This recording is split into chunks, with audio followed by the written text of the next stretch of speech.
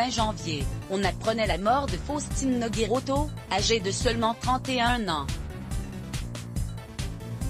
Une courte existence pour l'ancienne candidate de la Star Academy, qui a longtemps lutté contre les 2 pathologies rares dont elle souffrait. C'est une tragique nouvelle qui continue de provoquer l'émotion générale. Le 29 janvier dernier, Faustine Nogueirotto est décédée à seulement 31 ans. Si elle avait fait ses armes dans la Star Academy, la jeune femme avait ensuite quitté un temps la scène médiatique et musicale, pour revenir quelques années plus tard dans N'oubliez pas les paroles, face à Nagui. Faustine Nogueirotto avait tenu à mettre en lumière les 2 pathologies dont elle souffrait depuis 10 longues années, l'encéphalomyélite myalgique et le syndrome de Gujeros-Sjogren. 2 maladies encore trop méconnues et souvent mal soignées, pourtant reconnues par l'Organisation mondiale de la santé depuis 1969.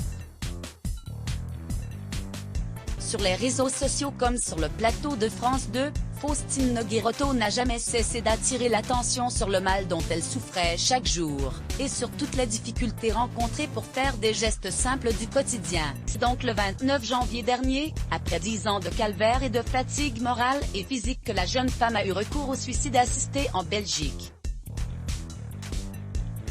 Une vie de souffrance, un choix qui ne laisse personne indifférent, et qui en dit long sur la souffrance de la jeune femme de 31 ans. Dans un entretien accordé au Figaro, Chantal Somme, fondatrice de l'association Millions Missing France, est revenue sur la décision de Faustine Nogueirotto.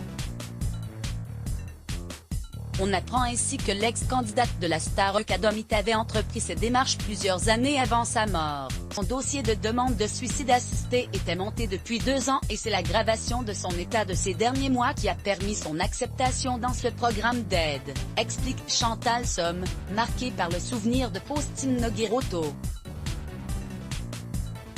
Selon la fondatrice de l'association Millions Missing France, le cas de la jeune femme est loin d'être isolé, et les malades de l'encéphalomyélite myalgique sont nombreux à formuler ces demandes de suicide assisté pour mettre un terme aux souffrances quotidiennes. Un malade dans un état sévère est confiné chez lui et il ne sort que pour les rendez-vous médicaux.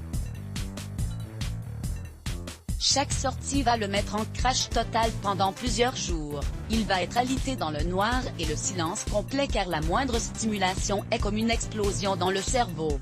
Un mal encore trop peu considéré qui a rongé Faustine Nogueirotto jusqu'à sa mort.